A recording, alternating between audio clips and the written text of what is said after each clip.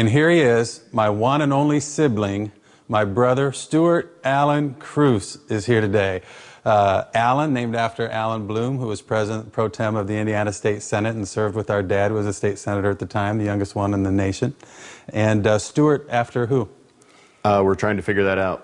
I was filling out a thing that you fill out as a parent that you're going to give your child when they probably get married or have a child of their own. And I was doing that for our latest child, and I was writing on there, why were you named Stuart? And I said, well, because Dad always said a two-syllable name, first name sounded better with our name because we had a one-syllable last name. He didn't like Dean Kruse. Right. Yeah. So I called him the other day and I said, Dad, do you know why you ended up calling me Stuart? I know why you called me Allen. And he said, yeah, it was after a famous actor or singer or something. Give me some time and I'll think about it and I'll get back with you. I still haven't heard anything. Well, today I want to talk about something that you talked about in church when you gave a sermon, and it was you're not here by accident, that God's always at work in your life. And you started out with a story about how you almost didn't make it into the world. You want to tell that story? Sure. Dad had just completed having the first consignment collector car auction in the world in Auburn, Indiana, Labor Day weekend, 1971. And they were planned to have an auction in Cincinnati that next spring. And since Mom had cashiered the Auburn auction, they hired her and two of our other aunts to cashier at the Cincinnati auction. And she was pregnant with me at the time.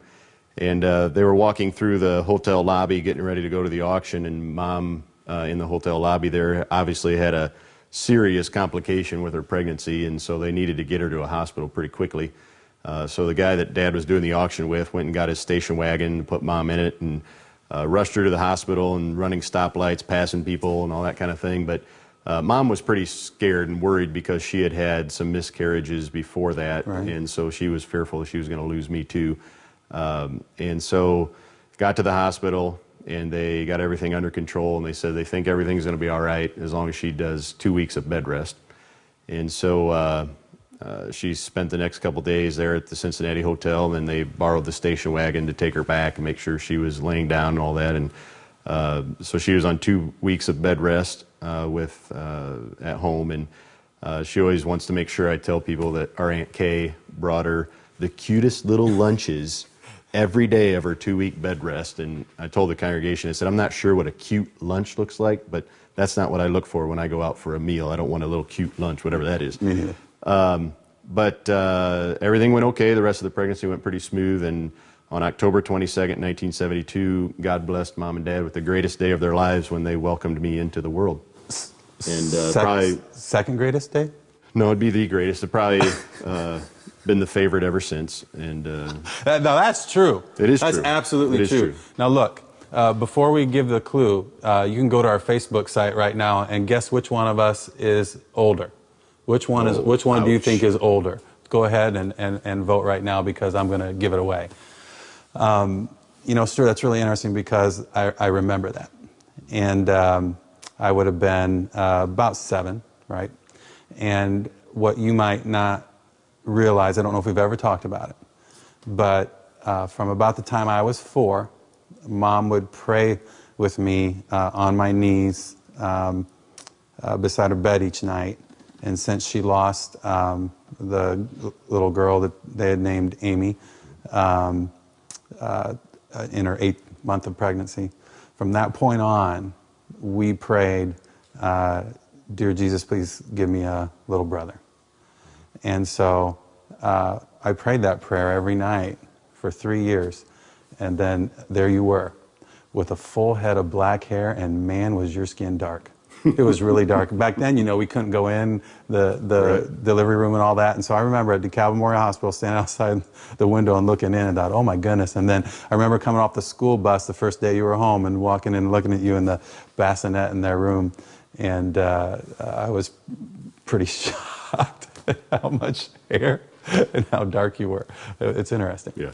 Obviously, I didn't keep the hair. No, you didn't. You didn't. That would have been nice. But you know, 7 years apart, and you start, liking sports. I'm liking sports. I'm living life just a little bit ahead of you. And then in high school, I got the opportunity to coach you in basketball. You remember that? Oh, yeah. It was 3rd, 4th, 5th, and 6th, right? Yep. What are your favorite memories of that?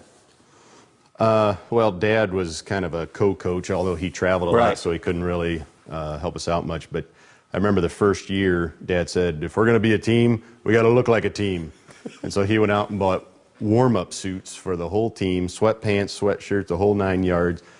I was embarrassed to tears because none of the other teams had any of that stuff. Right.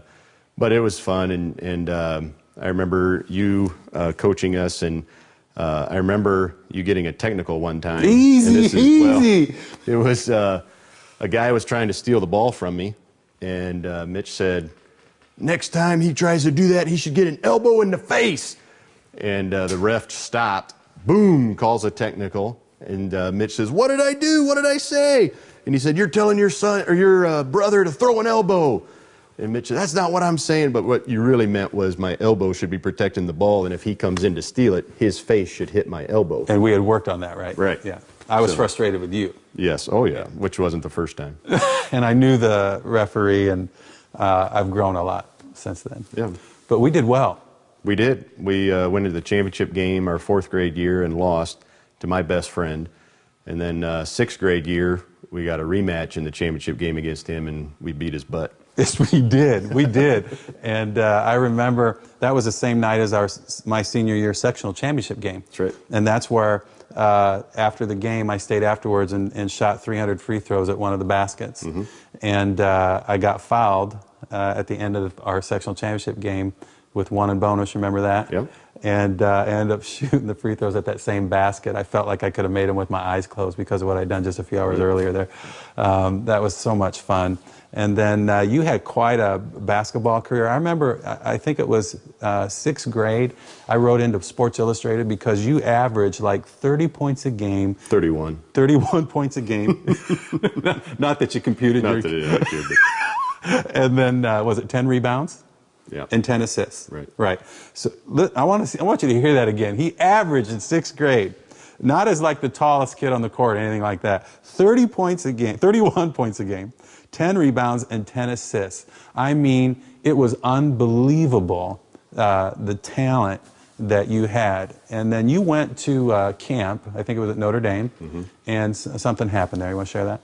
Yeah, I had obviously coming from a basketball family, living in Indiana, being on the varsity basketball team was my dream, and had watched you do it, wanted to follow in your footsteps, and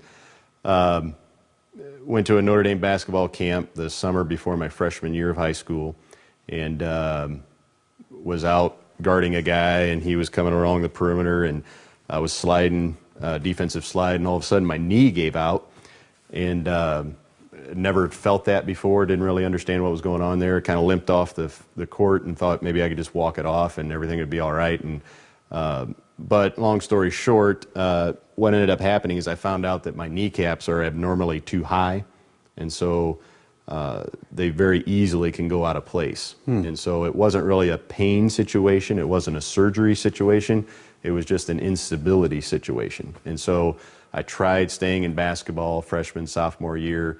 By my junior year, I got cut from the team because the coach said I wasn't tall enough to be underneath and I wasn't quick enough to play the perimeter, and he was right. So you could still shoot the lights out? Yeah, so baseball was the only thing I could stick with then in high school. But when I look back on it, it actually ended up being a good thing because once I got cut from the team and baseball was my only sport, it gave me a lot more free time than in the fall and winter time frame. So I started attending, I had always gone to our youth group at church and that kind of thing, but this allowed me to give more time to that. And it was through that and things that I ended up changing my life. And on a trip, it was a missions trip to South Dakota at an Indian reservation where I ended up giving my life to Christ and really committing myself to Him and understanding what that means. I was at that missions trip, I was given the responsibility to tell these 4- and 5-year-olds how they could give their life to Jesus and that kind of thing. And I remember asking them, the first question I had to ask them was, have you ever sinned? And they just looked at me and said, no. And I said, well, yeah, you have. And then I tried to explain that to him. And I remember walking away from that experience thinking, you know, for the longest time I've played being a Christian in my life. I mean, if people looked at me, they'd say, yeah, he goes to church, he seems like a pretty good guy, he's probably a Christian. And I would have said I was a Christian. But in that experience, I thought, I can't even explain my faith to 4- and 5-year-old kids. So maybe there's something wrong here. And so I remember we were traveling back in the youth van from South Dakota to Chicago. We were going to take a break there in Chicago, go to an amusement park. And while we were driving, the youth pastor started talking about his life, and that was Bob Herman at the time, then became senior pastor at County Line. But he started talking about how in his life growing through high school and early college, he was one guy at school and then another guy at church. And he said, I was living this dual lifestyle, and it got to a point where I just hated not being the same guy everywhere I was. And I'm sitting there thinking, that's my life. You know, I'm playing this Christian thing at church, making everybody think I'm a good Christian guy at church, but then at school, I'm right in with all the joking and all the stuff going on at school and all that kind of thing. And so I'm living this dual lifestyle. And as he's saying he was tired of it, I was thinking, man, me too. I'm tired of that. So I'm sitting there, tears coming down my eyes, and we stopped the van in the parking lot, and I held back. All the other youth got out, and as the light came on in the van, my girlfriend at the time was sitting beside me, and I look at her, and she's got tears coming down her eyes. And I get a little emotional about it, sorry. Because I ended up marrying her, and she's my wife. And to have that experience together where we fully understood what it meant to commit our lives to Christ for real was a great experience to have together that we've never forgotten. I'd like you to address that a little bit about I had lived a dual life because, again, you know, I probably know you as well as anybody knows you, and I think it'd be easy for somebody to say, you haven't sinned that much. So I'd like you to describe that, because I think a lot of people who watch maybe grew up in a Christian home, grew up in the church like you, and maybe have never really understood their sin against a holy God. Sure. I think what I had to come to the realization was that even though I professed a belief in Jesus Christ, life was still all about me. I maybe had that mentality of God bless me in my endeavors, you know, in my sports or in my occupation in life. Bless me as I pursue my dreams and my aspirations. And I think a lot of people get into that, fall into that trap of just, you know, God bless me and everything I want to do. And I think where you come to a realization that life, true life, is about God, not about me. And that my prayer changes from God bless me and my dreams and my aspirations to God, what do you want me to do with my life? What occupation do you want me to have?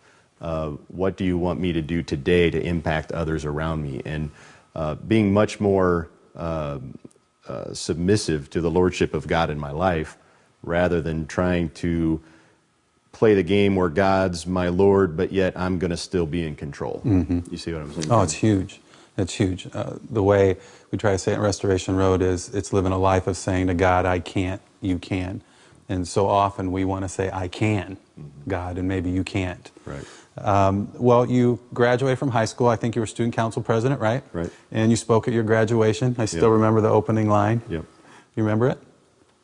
You can't read, you can't write, you can't do arithmetic. That's right. And I was referring back to, I said the year is 19, whatever it was, and I said that we were entering, our class was the first grade to go, the first 6th grade to go into the junior high.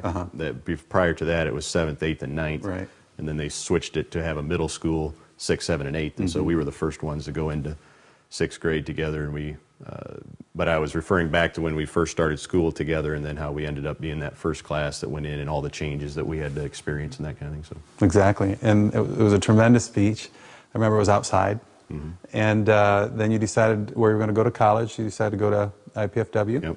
And what'd you major in? Majored in political science, which a lot of good that's done me over the years. I started out majoring in business because I was going to go into our family business in the auction business. I thought that's probably a good thing to do. But I hated it. I remember I was in a microeconomics class, I was in an accounting class, and I just hated every minute of it and thought, why am I doing this? I want to do something I like. So at the time, I thought I might have some political aspirations somewhere down the line to run for office or something. And so I thought, well, I'll do political science, so I'll do the business thing for a while, then someday when I run for office, I'll have this political science background.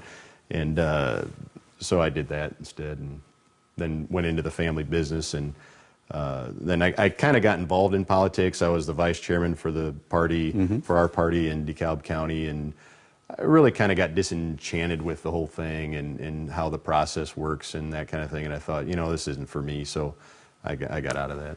And then what was going on the business front inside you? I think you felt a calling of some kind. I want you to explain it and what was going on and how you felt about the family business. You probably heard Dad say this over the years. He would say to us at an auction afterwards, we'd be driving in the car, and he'd say, boy, it sure isn't working when you do what you love, is it? Yes, he did. I would sit there in the car thinking, I don't love what I do. I don't, but I wouldn't tell him that because it was his dream and his business he had built, and I didn't want to hurt his feelings. But I didn't, there were aspects I liked, but I didn't love it. Right. And I didn't see it the way he saw it. And it wasn't until some things happened in our business where I kind of went our separate ways, and I decided to pursue ministry. And then once I got into the pastoring role at our church that we grew up in, which was kind of ironic that that happened, I then began to see what Dad was talking about, that it isn't work when you do what you love. And I never knew how much contentment you could have in an occupation until I had done the pastoring role. So you transitioned out of Kruse International, and you started serving at County Line, and then did you enroll at Huntington University to get your master's in pastoral ministries? Right, I did that, and that's kind of how it came about. As our senior pastor at the time had a heart attack and had to step away from ministry, and the associate pastor at the time, Bob Herman, stepped into the senior pastor role. And since I was pursuing ministry, they had asked me if I would be interested, and I said, of course I would be. It's the church I grew up in. But backing up a little bit, when I was I actually took a class at Taylor University before I went to Huntington. And in that class, I had a professor by the name of Dr. Bieberstein. You probably know him. And I talked to him about that desire I had to be at my home church. And I said, I really want to be there, but I feel like I'm putting God in a box. And he said, you are putting God in a box. Wow. And he says, you can't say I want to be a pastor, but I only want to be a pastor at this particular church. Wow. And after he talked to me about that, I let go of it. And I said, God, I'll be a pastor. I don't care where you take me. I don't care where it goes. I'll do it. And it wasn't a month later that they called me at our home church and said, would you be willing to come here? So it's kind of like the Bible says, God gave me the desire of my heart, but it wasn't until I had totally surrendered that to him and said, I'll go wherever you want me to. That's huge. Yeah. And so he orchestrated in you the desires of your heart, which were his. Well, it hasn't been totally smooth sailing as a pastor, right? Sure. And you were functioning as an associate, and Bob Herman was a senior, and then something really tragic happened. You want to describe where you were at that moment? Well, I had mentioned Bob Herman was the youth pastor back when I was in the van on our missions trip when I recommitted my life to Christ. And I was the associate pastor for him, so we really had a really awesome relationship with him as the senior pastor, me as the associate for about 9.5 years or so. And he had a stroke about 1.5 years ago. And it was the most amazing thing because he was in my office. We were laughing and talking just like normal. He left that day, went to pick up his kids at school, and while he was at the school picking them up is when he had his stroke. And thankfully, he lived through it, but it was really a miraculous thing because I guess there's a small vein that runs right through here that not everybody has. Some people have it, some people don't. It's just one of those things. And because he had that little vein, it allowed the blood to travel from the one side to the other side, which saved his life. Had he not had that little vein right there, he would have died. But through the complications of the stroke, he wasn't able to fully come back. He waited almost a year. Then it was just determined that couldn't make it back into the ministry and concentrate, on the things that you have to concentrate on. So he resigned, and then they asked me if I would want to step up into the senior pastor position, and so I did. You had been preaching about every other Sunday, and then you preached every Sunday while he was in recovery, right? And I think another little God thing is he had his stroke at Lakewood Park Christian School, right, in the parking lot, and if he'd have been alone, he probably would have passed away as well, right? Or if he would have had it while he was driving. Yeah, that's true. And I got to give a lot of thanks to Bob in that he mentored me, he trained me, he allowed me as an associate pastor to use a lot of my gifts and passions that a lot of senior pastors don't do. It's kind of their show and everybody else stay out of my way. And he was really big on team atmosphere and allowed, like you mentioned, he allowed me to preach every other week, which a lot of senior pastors wouldn't do that. And so he really allowed me to train. I was kind of in training all those years with him, and then when the time came to take the position over, that it was a smooth transition. That's and it has been, and the church has grown so much, and you're both out of the legacy of Al Black. I think he was our senior pastor for 21 years, right? Yep. And I even see so much of his mannerisms in you. And today the church has an average attendance over 1,000 people, right? That might be stretching a little bit. We're in the 900 range. We're getting close to 1,000. But. And our great-great-grandfather co-founded it 110 years ago. Is that about right? A little over that, yep. 113 years 113 years ago. And it's just amazing. I doubt that they could have ever foreseen what's going on now. And the hearts and lives of the people that are being changed, transformed to be like Christ. The baptism service we just did at the New Pond, that was so much fun. And to see the impact that your ministry has. But the thing I think it's still in its infancy and growth, because I see the ripple effect of your relationships has brought a whole new group of people in, but we are just on the beginning of the ripple effect of their relationships. Do you see that at work? You see what I mean? Like when somebody new comes in because they were connected to you or connected to somebody who was connected to you, well, now they have a whole sphere of relationships of their own that aren't connected to the church. Yeah, that's been really exciting. Is one of our goals that we set forth to our congregation is by the end of every year, that last Sunday in December, that you can look around the church and point to one individual or one family and say, they're here because I invited them.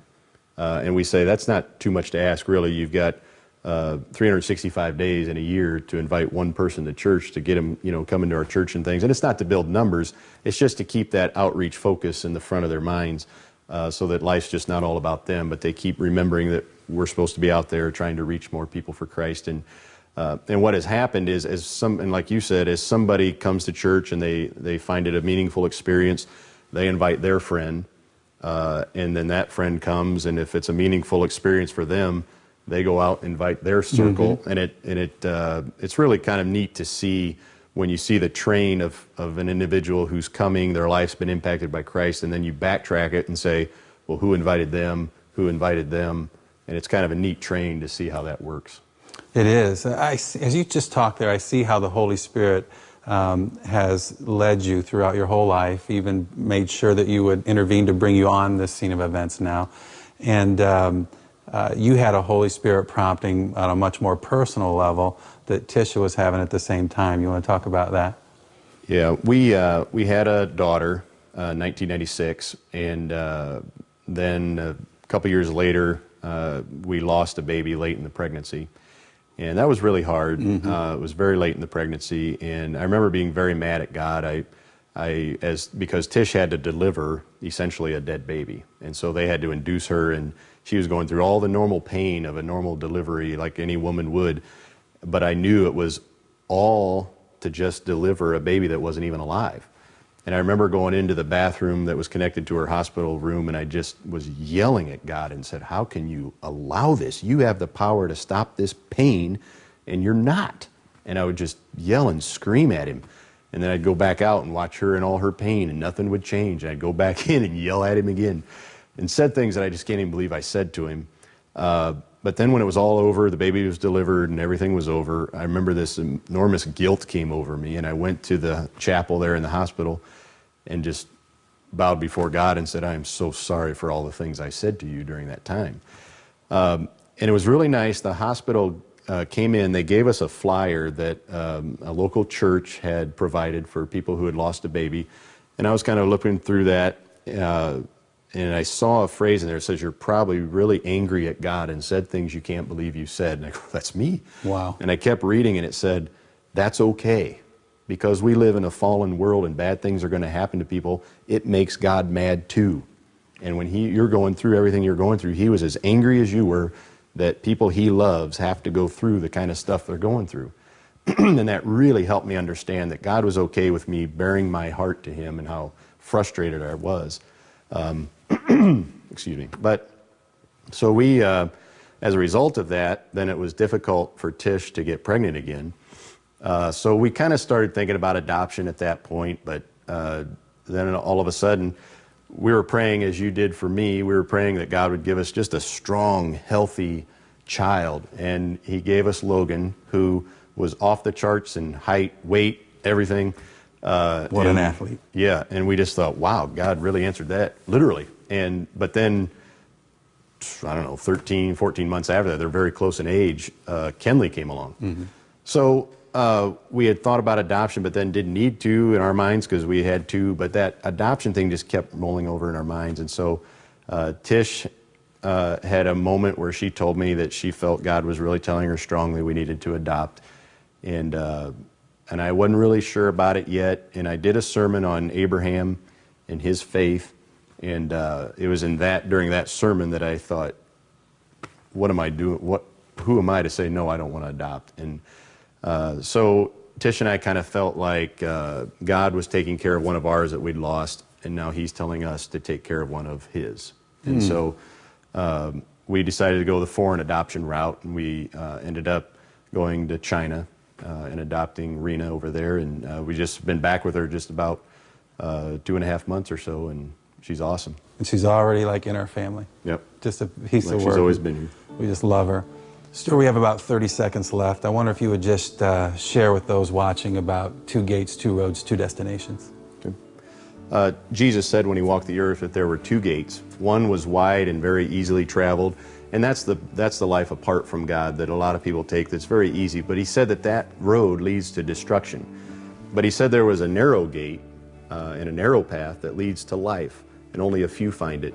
And I would encourage you to not take that easy road that everybody takes apart from God, because the world tries to say we're all here by accident. But I don't believe that. I just don't believe that, and I think God made us, created us, and he wants to be a part of your everyday life, and I want you to try to seek out that narrow road, and know if you do, it'll bring you more peace and fulfillment that you've ever had in your life. Stewie, thanks. All right.